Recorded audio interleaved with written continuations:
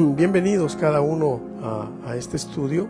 Bienvenidos los hermanos que se están uniendo, los que se van a unir y los amigos que también nos ven en diferentes ciudades, países y horarios. Que la paz de Dios guarde vuestros corazones y vuestras mentes, y que el Señor nos ayude para que nosotros podamos, por su palabra, transmitir lo que Él quiere que el Espíritu está diciendo a las iglesias y lo que cada uno de nosotros debemos de retener en nuestro corazón. Vamos entonces a continuar en nuestro estudio de Apocalipsis. Hoy estamos entrando al último capítulo, el capítulo número 22, y vamos a ver Apocalipsis 22, la primera parte. Vamos a ver del verso 1 al verso número 10. Y le pido en el nombre de Jesús que usted me acompañe orando. Padre, en el nombre de Jesús pedimos que con tu amor, tu poder, nos guíes en esta hora para que podamos compartir tu palabra y podamos, Señor, en el nombre de Jesús, transmitir lo que el Espíritu quiere transmitir a la iglesia, y que podamos nosotros retener esa palabra en el depósito de nuestro espíritu para vivirla, para practicarla, para que no seamos oidores nada más, sino hacedores de tu palabra. En el nombre de Jesús lo pedimos y lo recibimos por la fe. Amén y amén. Bien, amados hermanos, le invito a que abra su Biblia, Apocalipsis capítulo 22, y vayamos a ver lo que el Señor tiene para nosotros. Hemos estado estudiando este libro que es profundo. El libro de Apocalipsis es un libro hermoso, es un libro que el Señor nos ha dejado para que nosotros pues sepamos las cosas que han de suceder y las cosas que están pasando hoy. En el capítulo 21 nosotros vimos el cielo nuevo y la tierra nueva, es decir, la inauguración del reino eterno. Vimos la nueva Jerusalén que desciende como una esposa, y vimos acerca de los materiales de construcción, los 12 cimientos, las 12 puertas, los 24 ancianos que representan las 12 tribus de los hijos de Israel. 12 de ellos representan a los apóstoles del Cordero, es decir, representan a la iglesia. La nueva Jerusalén es una ciudad amada, hermosa, en la cual el Señor une al hombre e une a la humanidad, no solamente a la humanidad, sino a dos pueblos, al pueblo de Israel y al pueblo comprado con la sangre de Cristo, que está constituido de todo hombre, de toda lengua, de toda tribu y de toda nación, gentiles y judíos, en un solo pueblo, en la nueva Jerusalén. Y todo esto por medio del Cordero de Dios, quien fue inmolado para que nuestros pecados fueran borrados, perdonados y llevados de nuevo a la gloria. Ahora, en el capítulo 22 vamos a ver el tema acerca de un río de agua viva y de un árbol de vida que ahí hay. Lea conmigo, por favor, el verso número 1 de Apocalipsis 22, acompáñeme. Dice así: después me mostró un río limpio de agua de vida, resplandeciente como cristal, que salía del trono de Dios y del Cordero. Vamos a ir verso por verso. Aquí lo que nosotros vemos es que la plenitud de toda criatura, de todo ser creado por Dios, y en este caso, de los glorificados, los que fueron arrebatados y los que están hechos a la imagen de Cristo, la iglesia, la iglesia novia y los invitados, con un cuerpo glorificado, tendrán su satisfacción únicamente de ese río limpio de agua viva, que resplandece como el cristal, pero que sale del trono de Dios y del Cordero. En la Biblia nosotros vemos, en Génesis capítulo 2, que hay una reflexión acerca de lo que dice el capítulo 22, verso 1. Dice la Biblia que salía del Edén. El Edén era una área de la tierra. Salía del Edén un río para regar el huerto del Edén. Y de ahí se partía en 4 para regar todo lo que era el huerto. Entendamos entonces. El Edén era un lugar, y en el Edén el Señor sembró un jardín que se le llama el jardín del Edén. En este jardín el Señor, dice la Biblia, que visitaba al hombre. Y el Señor venía y hablaba con Adán y con Eva y tenía comunión con él. Pero notemos, el Señor no permanecía en ese jardín, sino que ese jardín el Señor lo había creado para el hombre. Pero el Señor tiene su propio jardín.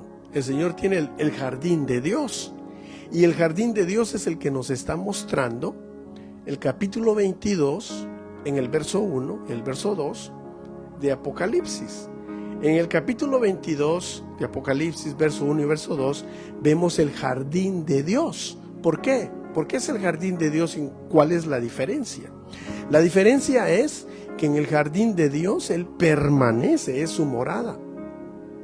Mientras que el jardín del Edén era un lugar donde Él visitaba y tenía comunión con el hombre.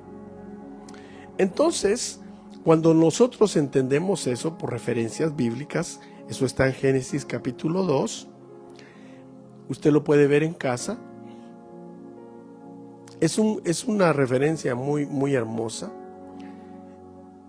También vemos en la Biblia, en el libro del profeta Ezequiel, en el capítulo 47, que a él se le mostró la casa de Dios.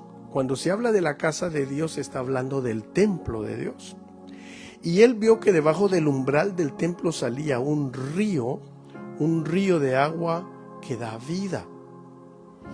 Y él describe con las siguientes palabras. Ezequiel dice: y me dijo, estas aguas salen a la región del oriente y descenderán al Araba, y entrarán en el mar, y entradas en el mar recibirán sanidad las aguas.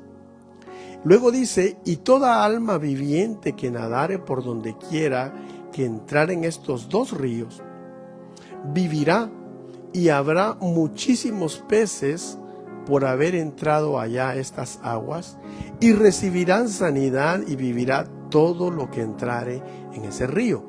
Espiritualmente está tipificando ese mismo río de vida, ese río de agua viva que sale del umbral del templo. Ahora, notemos que en la Nueva Jerusalén, en el capítulo 22, ahí no habrá templo. ¿Por qué no habrá templo? Explicamos la semana pasada que no habrá templo porque el templo lo que significa es que tiene que haber un sacrificio, pero el Cordero de Dios ya fue sacrificado una vez por todas. Entonces ahí el templo es el mismo Dios. Por eso Ezequiel ve la casa de Dios que representa a Dios mismo, su morada, su jardín, a donde Él está permanentemente. Es tan maravilloso eso que si nosotros leemos y notamos, la Jerusalén baja del cielo a la tierra. O sea que el cielo y la tierra se unen porque la Jerusalén, la esposa del Cordero, dice el capítulo 21, baja a la tierra. Y ahí hace morada en la tierra el Señor juntamente con los hombres. Y entonces podemos ver en el verso 2 de Apocalipsis, dice: y en medio de la calle de la ciudad, y a uno y al otro lado del río, estaba el árbol de la vida, que produce 12 frutos, dando cada mes su fruto, y las hojas del árbol eran para la sanidad de las naciones. Interesante ver el número 12 nuevamente ahí. Dice que da un fruto cada mes. O sea que ahí está diciendo que habrán meses y habrán 12 meses. Y en cada mes el árbol de la vida dará un fruto. El árbol de la vida dice que está de los dos lados del río de Dios. Es muy interesante porque también si vamos a Génesis, en el capítulo 2 mismo, nosotros vemos una similitud. Y la similitud dice así en la Escritura: y Jehová Dios hizo nacer de la tierra todo árbol delicioso a la vista, bueno para comer, también el árbol de la vida en medio del huerto, y el árbol de la ciencia del bien y del mal. Ahora, en el huerto del Edén, el Señor hizo nacer, que brotara el árbol de la vida.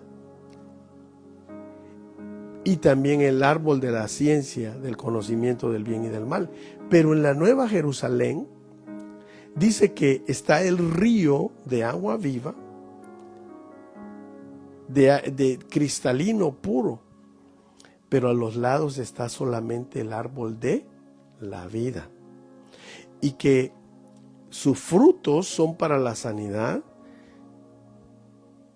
de las naciones. Sus frutos y sus hojas, las hojas del árbol eran para la sanidad de las naciones.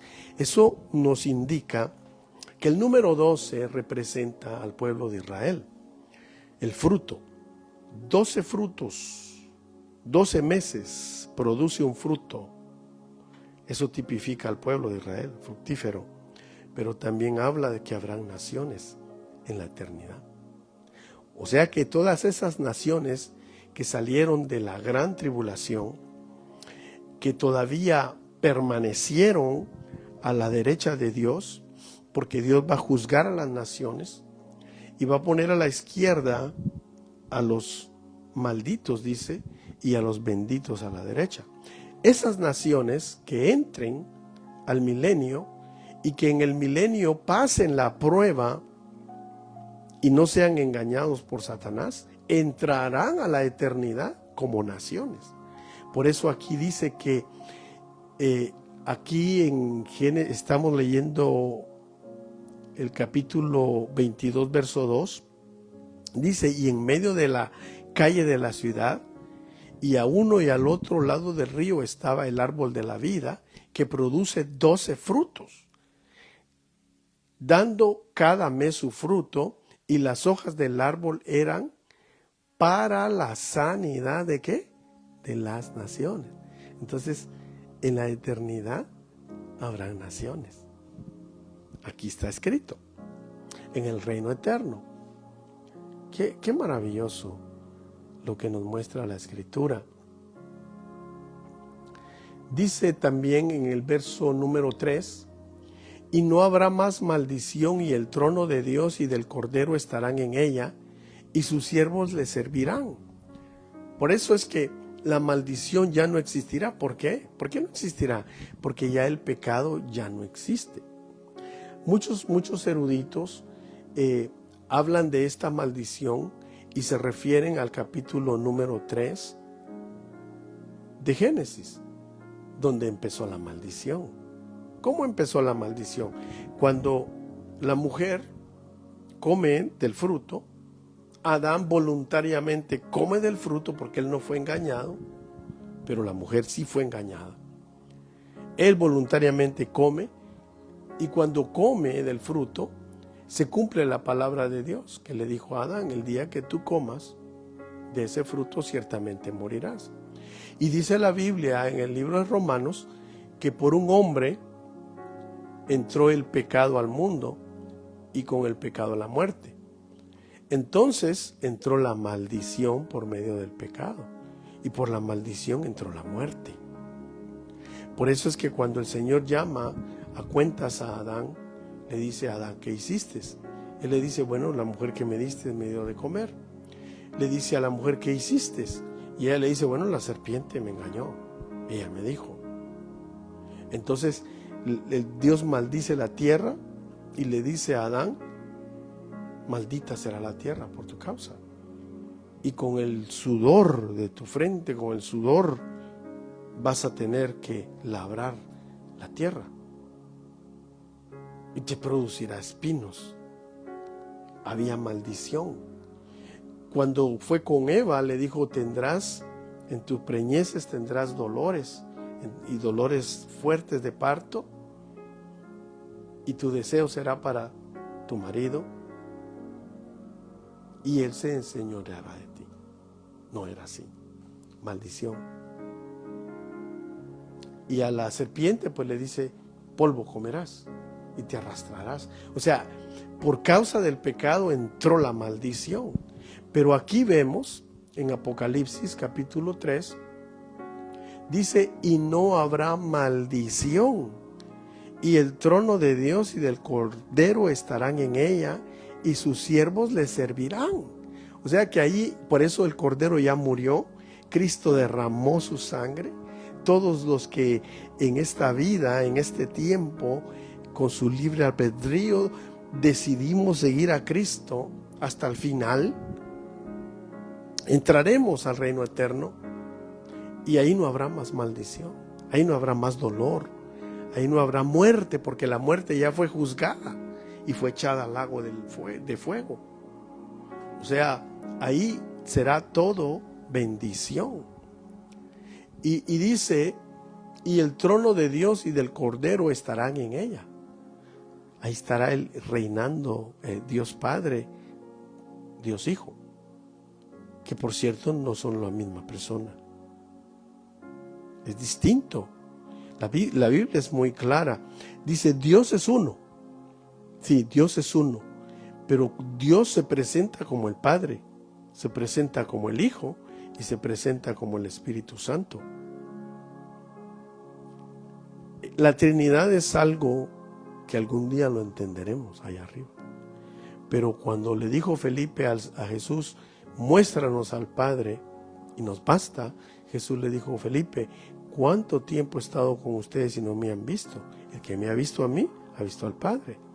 En la Biblia dice que Jesús es la imagen del Dios invisible. Y así podríamos continuar. Pero aquí es muy claro cuando dice, el trono de Dios y del Cordero estarán en ella. También en Apocalipsis capítulo 5 y en el capítulo 4 vemos los 7 espíritus de Dios enfrente del trono, que es la plenitud del Espíritu Santo. Pero ahí estará Dios, la esencia de Dios. Ahí no hará falta nada. Y dice que sus siervos los servirán y verán su rostro y su nombre estará en sus frentes. El nombre de Dios en las frentes de los siervos de Dios. Qué hermoso eso.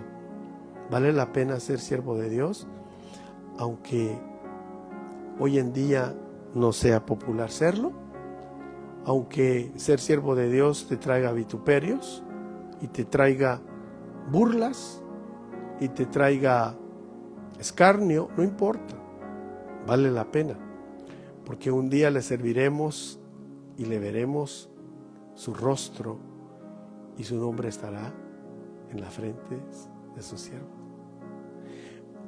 Bueno, muchos comentaristas ven en este verso, y especialmente los eruditos, los expertos en las escrituras, ven aquí la revisión de la caída de Génesis 3, que es lo que le decía, no habrá más pecado. Y que aquí Dios ofrece una relación directa con sus hijos. Aquí habrá una relación directa y perfecta con la humanidad. Pero hoy en día, en este día 2026, que estamos en mayo 8 del 2026, hoy nosotros podemos tener una relación directa con Dios por medio de Jesús. ¿Cómo una relación directa? Pues al acostarnos, darle gracias a Dios y decirle, Padre, te doy gracias en esta hora, porque todo lo que viví hoy, me sucedieron cosas que quizá no entendí, pero ahí estabas tú y me guardaste. Tu palabra dice que el que habita al abrigo del Altísimo mora bajo la sombra del Omnipotente, y ahí estuve bajo tu sombra hoy. Y al acostarnos decirle: Señor, te ruego que se cumpla en mí el Salmo capítulo 4, verso 8. Que en paz me acostaré y en paz dormiré, y tú me sustentarás. Eso es tener relación con Dios. Y al levantarnos en la mañana, darle gracias a Dios, buscar su rostro, y también hacer lo que el apóstol Pablo dice. Dice él: orad sin cesar. Eso quiere decir que podemos estar orando en cualquier momento. Cuando comemos nuestros alimentos, pues debemos de orar para darle gracias. Pero podemos estar disfrutando nuestros alimentos y si estás tú solito, ahí estás dándole gracias: Señor, eres bueno, eres grande, qué rica esta comida, cómo me la disfruto. Estás trabajando y quizás estás, si tú eres un doctor o eres un abogado o eres un empresario o eres un carpintero o lo que sea tu profesión, estás trabajando y estás orando, glorificando el nombre de Dios. Relación. ¿Pero por qué? Por medio de Cristo. Y dice la Biblia: dad gracias en todo. A veces estamos tristes, podemos estar enfermos y decirle: Señor, estoy enfermo, me duele esto, tengo esto, pero ¿sabes qué, Señor? Pero te doy gracias. Te doy gracias porque tengo vida. Te doy gracias porque en medio de la angustia estás conmigo. Te doy gracias porque me vas a sacar de esta situación. Y si no me sacaras de esta situación, como dijeron los 3 varones allá en Babilonia, y ellos le dijeron a Nabucodonosor: ¿sabes qué? No nos vamos a inclinar ante tu estatua de oro, porque el Dios nuestro nos puede librar del fuego y de ti y de todos. Pero si no lo hace, de todas maneras, no nos vamos a inclinar, porque Dios lo puede hacer. Él puede hacer cualquier cosa, todo, pero cuando no lo hace, es porque Él tiene un mejor plan. Es porque podemos estar seguros en Él. Hoy podemos tener relación con el Padre. Hoy podemos llevar nuestras angustias, podemos llevar nuestras dificultades y también nuestras alegrías con Él y tener comunión con Él. Hoy, ¿para qué? Para que cuando llegue ese día, que sus siervos lo vean y sus siervos le sirvan con devoción y vean su rostro y sus nombres, el nombre de Dios está escrito en la frente de sus siervos. Entonces que allí se gozarán de la relación que hubo aquí, una relación perfecta por el Espíritu. Aunque nosotros somos imperfectos, aunque nosotros fallamos, dice: aunque nosotros seamos infieles, Él permanece fiel. Veamos aquí, avancemos y vamos al verso número 5, porque leímos el verso 3 y 4. Vamos al 5, dice: no habrá allí más noche, y no tienen necesidad de luz de lámpara, ni de la luz del sol, porque Dios el Señor los alumbrará y reinarán por los siglos de los siglos. Ahí no habrá noche. ¿Qué significa esto? Que no habrá temor. La noche muchas veces trae temor. No es lo mismo el día que la noche. No es lo mismo caminar por un lugar de día que caminar por ese mismo lugar de noche. No es lo mismo. La noche trae consigo acechanza de ladrón.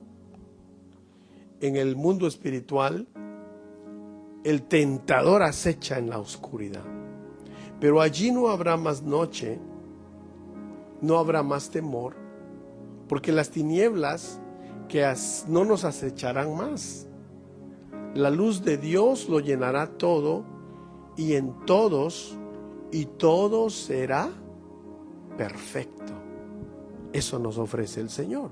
Así será la eternidad, la nueva Jerusalén, lo que estamos viendo. Verso 6: y me dijo: estas palabras son fieles y verdaderas.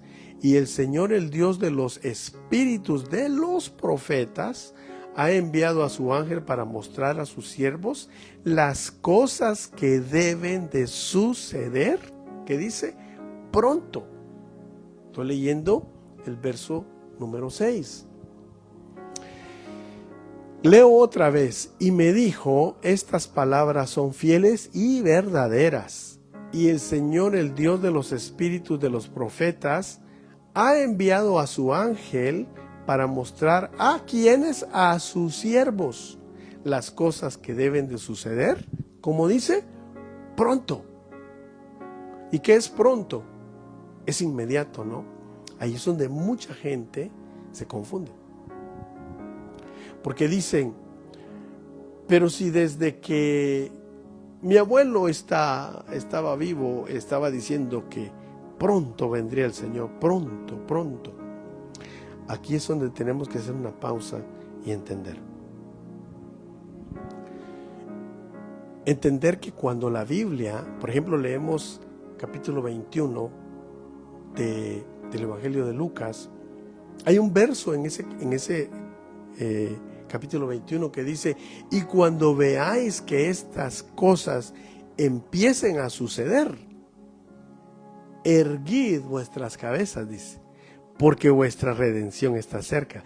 Entonces, cuando aquí el ángel dice que el Señor lo ha enviado a él para mostrar a sus siervos las cosas que deben de suceder pronto, lo que aquí está haciendo referencia no es que va a suceder mañana, no es que va a suceder el próximo mes, no es que va a suceder el próximo año, no. Se refiere que cuando las cosas empiecen a pasar, entonces todo será pronto. 1, 2, 3, 4, 5, 6, 7. Todo será al mismo tiempo. Y no se ha dado cuenta usted que a partir del 2020, la pandemia fue una cosa tremenda. No nos hemos dado cuenta de que a partir de ese momento, una cosa tras otra, no para. Como que terremotos, hambres, guerras, rumores de guerras, pero a un paso acelerado. No ha pasado una noticia y ¡bum!, entra otra y entra otra. Por ejemplo, el día de hoy hubo una noticia que creo que muchos de ustedes ya la conocen. Hoy, 8 de mayo. Hoy el presidente de los Estados Unidos, el presidente Trump, autorizó que se publicaran documentos clasificados con respecto a los UFOs o los ovnis. Y se desclasificaron. Déjenme ver aquí, creo que tengo el dato. Lo estaba viendo. Dice aquí que el presidente de los Estados Unidos, Trump, autorizó la publicación de más de 160 archivos previamente clasificados de UFOs, objetos aéreos no identificados y también acuáticos, videos y fotos militares de objetivos de valores no identificados. Imagínense, más de 160 archivos, entre los cuales hay videos y toda clase de documentos. Dice que imágenes y transcripciones del Apolo 12, cuando aterrizó en la Luna, de los astronautas, que ellos describen luces y fenómenos extraños en la Luna. Eso estamos hablando de los años del 69 y los años 70. Eso no lo habían sacado, pero hoy el 2026 es público ya. Y dice para que cada quien haga su propia conclusión. No estamos diciendo no estamos confirmando que hay extraterrestres, dice. Pero cada quien haga su conclusión. ¿Sabe qué es lo que está pasando? Es lo que le está diciendo. Cuando estas cosas empiecen a pasar, erguid vuestras cabezas, porque vuestra redención está cerca.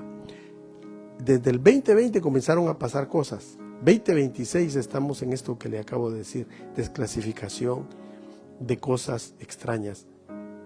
¿Por qué? ¿Por qué? Porque cuando el arrebatamiento de la iglesia sea, ¿sabe qué van a decir? Se los llevaron los extraterrestres. ¿Y quiénes son los famosos platillos voladores?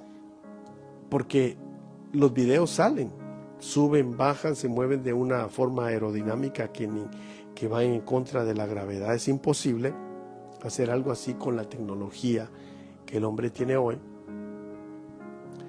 Pero eso, ¿quiénes son? Pues son los ángeles caídos. No son tales extraterrestres. Son los principados, como dice la Escritura, porque vuestra lucha no es contra sangre de carne, sino que contra principados, contra gobernadores, dice, de las tinieblas en los aires, contra potestades y contra huestes de maldad, los demonios.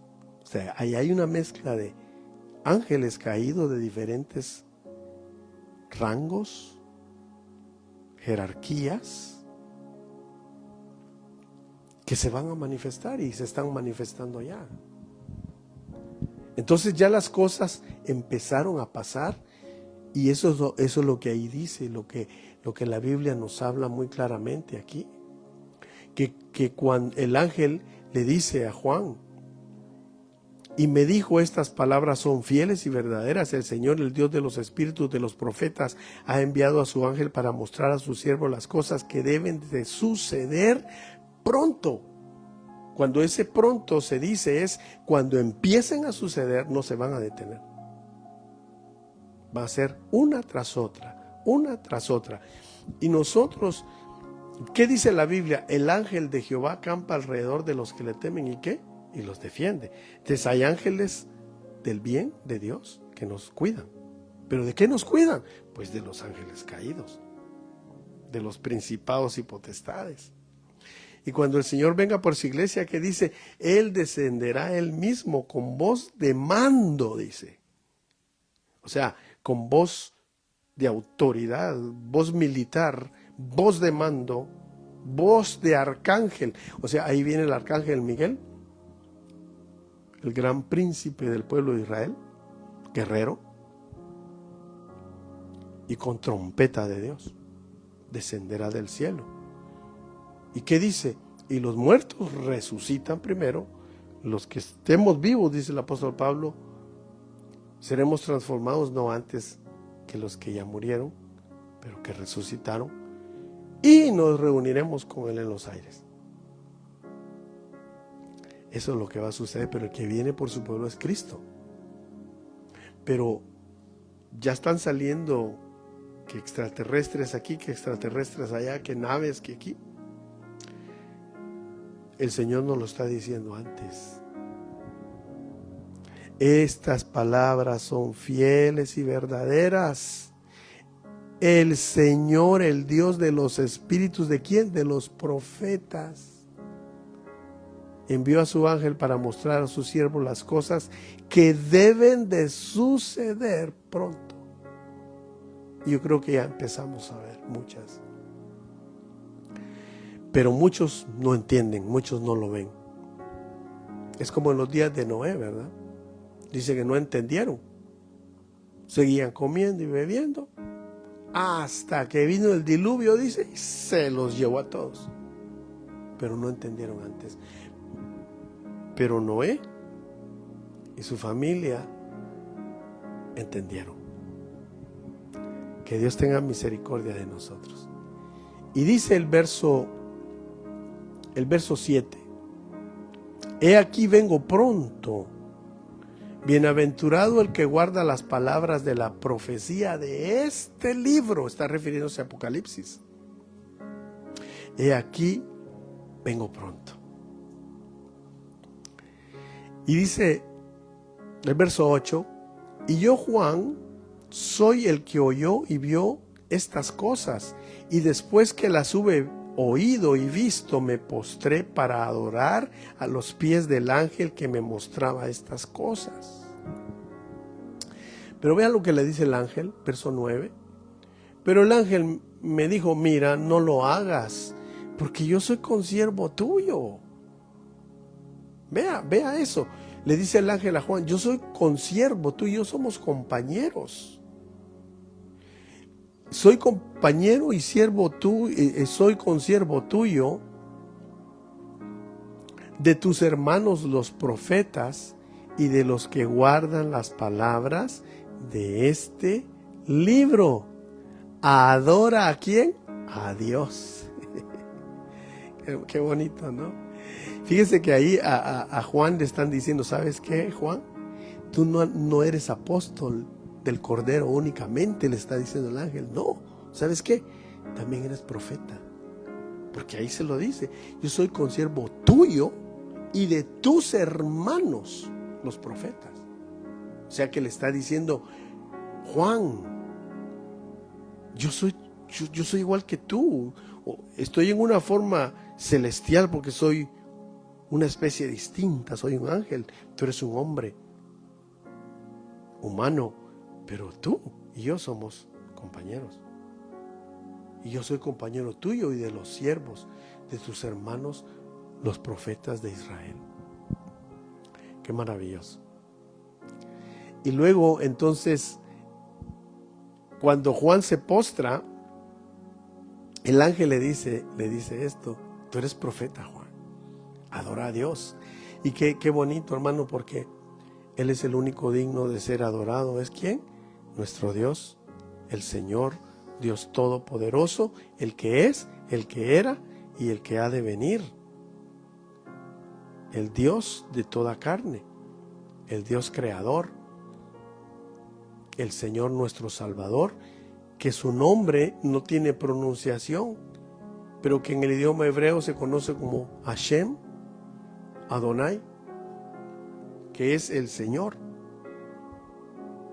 Nosotros lo conocemos como nuestro Padre, Padre de las luces, el Padre eterno, el gran yo soy. Y como el nombre que se le da en español, Jehová de los ejércitos. Pero su nombre no se puede pronunciar. Ahora, concluimos entonces. Y me dijo, no selles las palabras de la profecía de este libro, porque el tiempo, Juan, está cerca. Vea qué contraste hay entre Apocalipsis 22, verso 10, y Daniel capítulo 12.